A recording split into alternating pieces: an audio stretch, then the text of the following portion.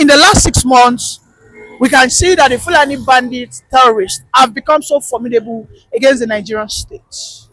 This is the same agenda the North used when they wanted to reclaim the power from a southern president, Jonathan.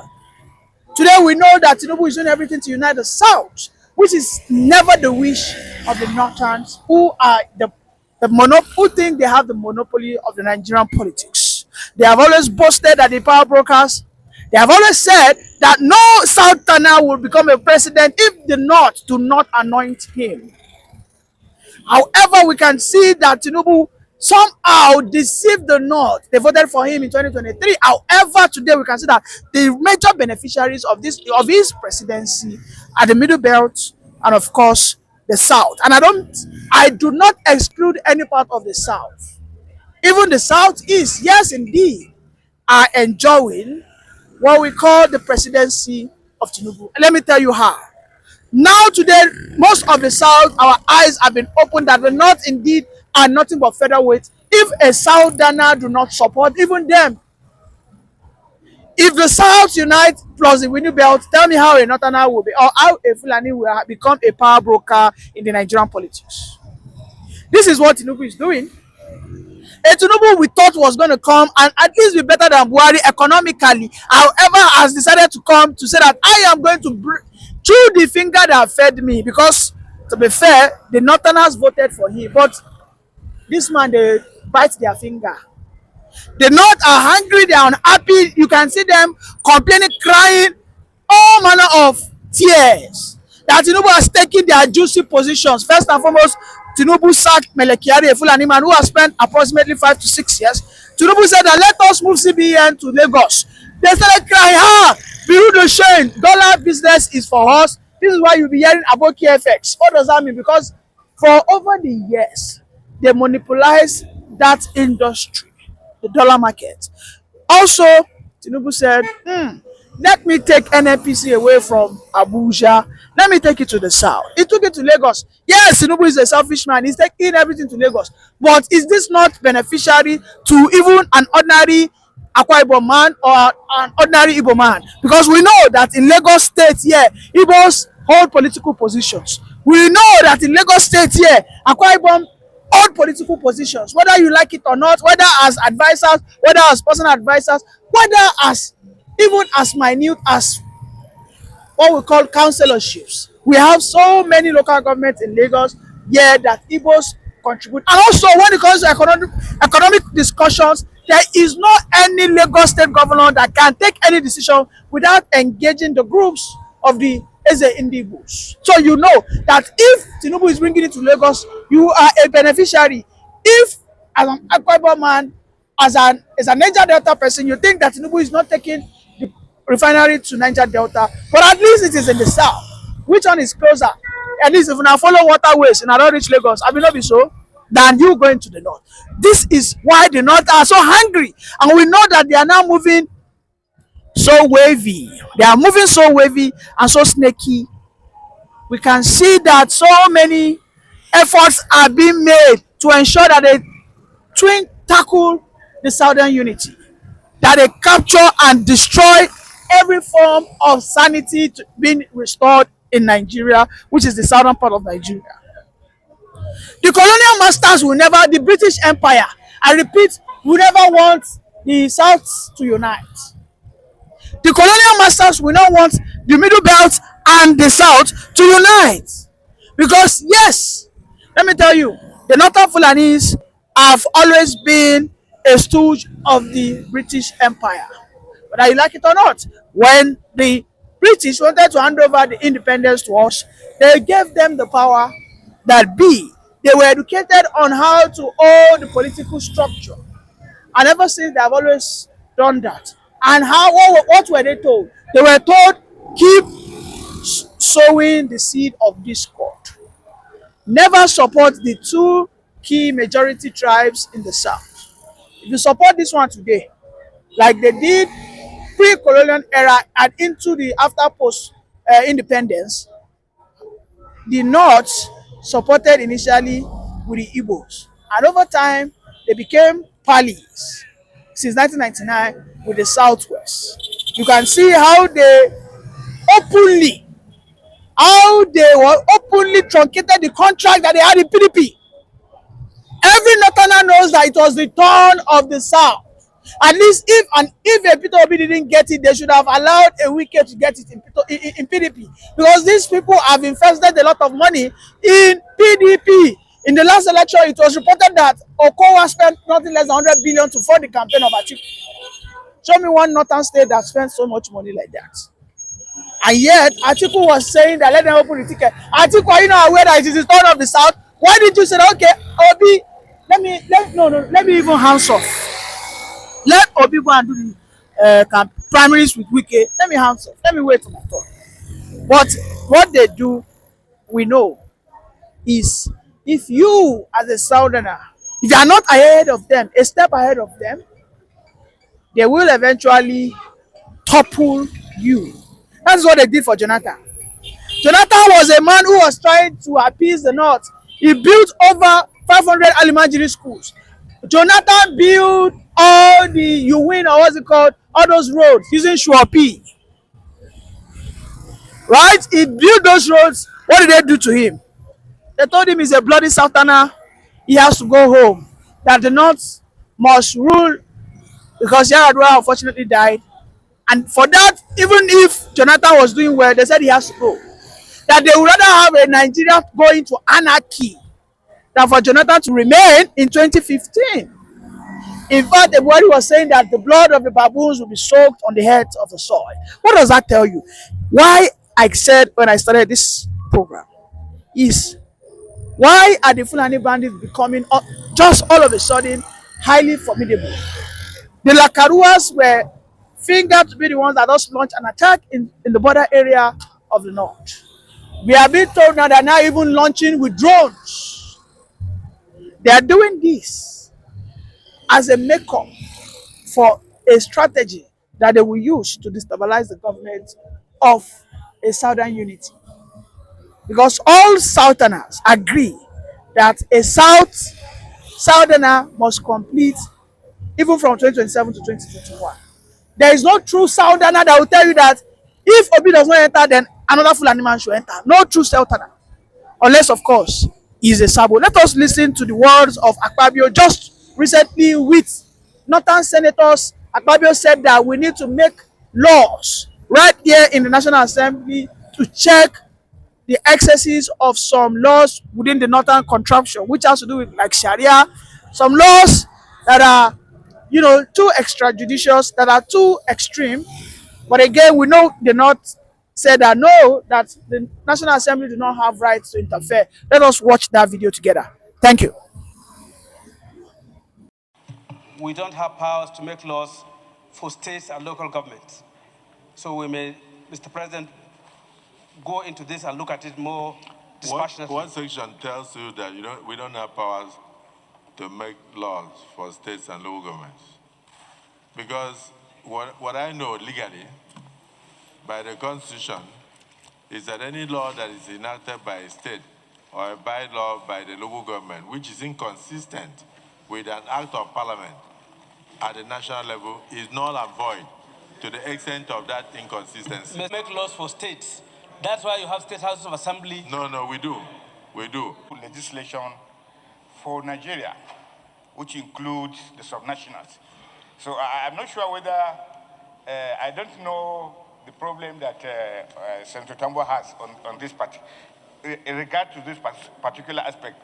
Also, you recall that we sat here and do ICPC and do EFCC, and the state was not comfortable, and they took this matter to court. And the Supreme Court said, no, the National Assembly has powers to do those, regardless of the subnationals. So I think we're comfortable here, unless there are other legal minds that will say constitutionally we cannot, but the court, the Supreme Court said we can, and I think we should. The ranking legal mind, from my head alone, I know that we can make laws that will bind the states and local governments. If there are areas we cannot, the Constitution will separate those areas. But on areas of yeah, there are exceptions. On areas of concurrent jurisdiction. Second schedule of the Constitution, which is the exclusive legislative list. Subsection 59 is clear. It says, taxation of incomes, profits, and capital gains, except as otherwise prescribed by this Constitution. Please start again. I said that with respect to what Senator Tabo has said, the powers of the National Assembly are stated in the second schedule, part 1, exclusive legislative list. And subsection 59 says we have powers to make laws for taxation of incomes, profits, capital gains, except otherwise prescribed by this Constitution. We need to understand that what we are doing here is a bill for taxation. If we go to the latter part of the bill, in fact, we debated it, as Senator Nigi said, where we were trying to create state revenue services. We said we couldn't do so, but we expunged those sections and kept the one that deals with taxation, administration of taxation, which is what this bill deals with. So, with respect to Senator Tabua, I think it's wrong to say that we don't have the powers. Thank you very much. Mr. President, to which shall be paid all revenues collected by the government of the Federation, except the proceeds from the personal income tax of the personnel of the armed forces of the Federation, the Nigerian Police Force, the Ministry of Foreign Affairs, or Department of Government charged with the responsibility for foreign affairs, and the residents of the Federal Capital Territory. So, Mr. President, the exception on this is that we cannot make law for the collection of revenue on these categories of taxes. Residents of the FCT, members. Use your decision.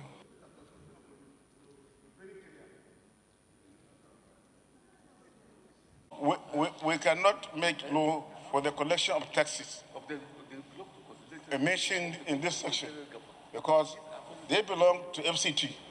And even pay as you earn, we cannot make law for the collection of pay as you earn.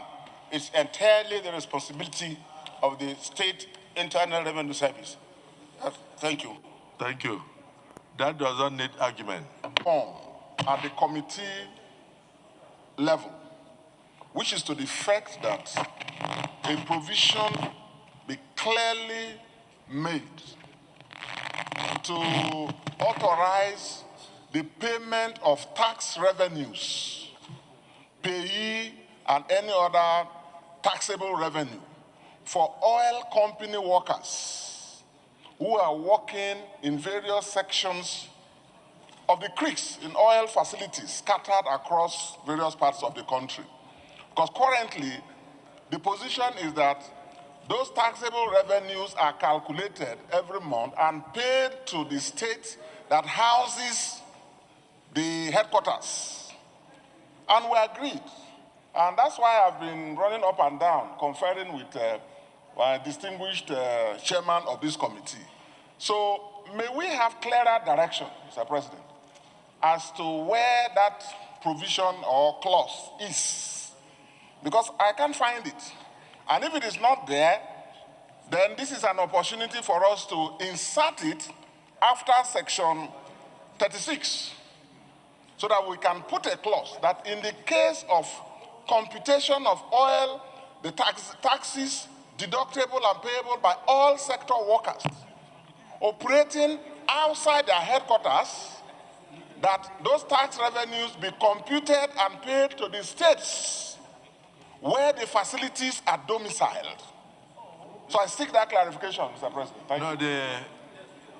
It's been done, and then your headquarters is in Sokoto, or even a construction worker, you are doing work in Borno, you are resident in Borno, and then you go and pay tax to Sokoto. No. Observation. It's been dealt with.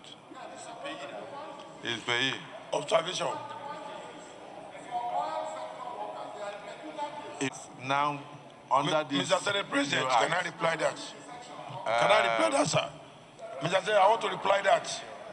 I want to reply to Discover. We have to reflect on.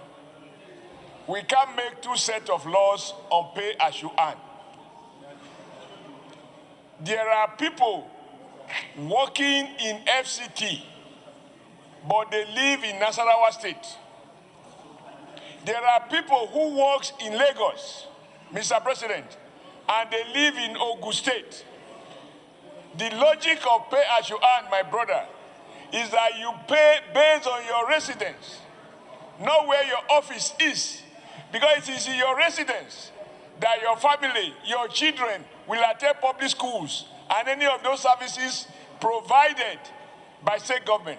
The purpose of tax is to address the social needs of human beings.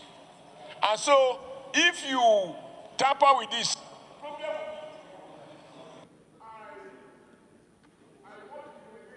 I'm saying the basis for taxation is based on your residence. And there are good reasons for it. You spend 8 hours at work, you spend 16 hours outside work. Oftentimes, your children attend schools where you are resident. That is where you drink your water. That is where you benefit from all kinds of social facilities that state governments or federal governments are supposed to provide. So, my dear brother, I understand your concern, I understand your pain, that somebody flies to somewhere, make money, work there, and then you fly to another place. Unfortunately, we can't make two laws, one for oil workers and one for other non-oil workers. thank you. Your place of residence is the basis for taxation, and it is the state in which you reside that collects the money. Because sorry, I think something is wrong with this microphone system. One is talking, the thing will just go up by itself. The microphone just goes off. Anyhow. Which sensor? Revenue Service. They are to find out where the residence is, and they go there and collect the tax. It is not this bill. It's okay the way it is. Let me explain. And it's residency requirements that is no. The argument does not offend this very bill as it is. We are on clause by clause consideration. Yes, I'm making contribution to what Senator. Mr. Chairman, sorry. We all know this process. You'll be calling clause by clause, we're going clause by clause. If anybody has an amendment, such person will raise up his hand. And the chairman will now allow him to move that amendment.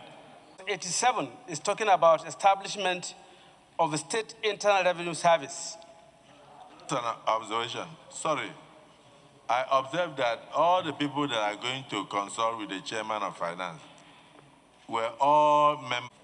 89 up to clause 93. Whether we can establish state internal revenue services for states with their functions, with their management, structures for state revenue services. Can we, under the Constitution, Mr. Chairman, I have my concern? We cannot. Yes, assemblies. And we can only do so when they have crisis, but right now they don't have crisis. By Section 11 of the Constitution, it gives us the power to take over the functions of the houses or assemblies where they are unable to do so. But right now, we don't have that situation. So we cannot make a law here for closing the ability of the houses. Let's look at the content, sir. As recommended in Section 87, say aye. Those against say nay. The ayes have it. So the entirety of those provisions that allow the National Assembly to make to create state revenue service, those provisions are hereby expunged. Expunged. Expunged. And so please, Senator Tambua, move a motion and mention the areas that should be expunged. Mr. Chairman, that it would be superfluous for us to pass these provisions as contained in clauses 87, 88, 89, 90, 91, 92, 93, 94, 90, 95, 96, 97, 98, 99,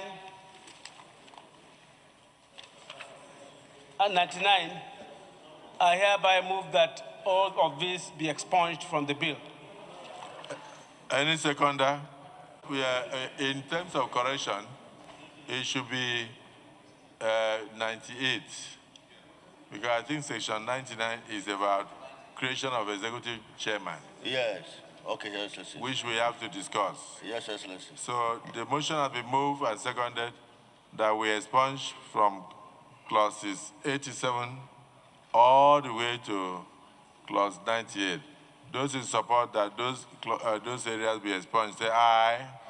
Those against say nay. The ayes have it. So 87 to 98 hereby expunged. Now let's look at clause 99. Wherever we see executive chairman from section 99 and onward should be changed to executive vice chairman. Thank you. Distinguished colleagues, the section 99 has been amended to, instead of executive chairman, it says executive vice chairman mutatis mutandis. Those in support that we proceed with we approve section 99 as amended, say aye. Those against say nay. The ayes have it. Section 100. Mr. President, my distinguished colleagues, we have defined what VAT is. We said VAT is a consumption tax. And we all agreed that VAT will be shared based on consumption. So I want to move a motion here because it's something that the even Forum of Governors agreed on this. I want to move a motion for the purposes of distributing VAT revenue among the states. Place of consumption means the location of the consumer at the point of consumption and not supply. Yeah, that is what is in the interpretation. The motion say aye. Those against say nay. The ayes have it. So we change it from point of supply to point of consumption. Entire Senate for painstakingly going through this clause by clause to ensure that what we pass is left for posterity to enjoy and to avoid conflict in the lawmaking. I want to also state clearly that if there is any provision that we have missed out, it will be corrected by the judiciary if anybody challenges it. We can do both the work of the judiciary and the work of the legislature.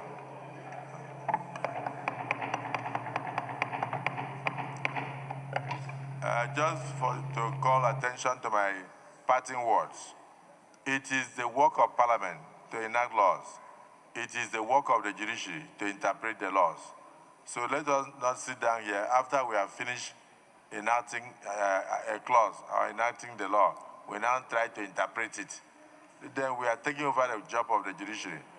So I want to thank you for the approval, and I want the Senate leader to now move that we revert to plenary to report progress.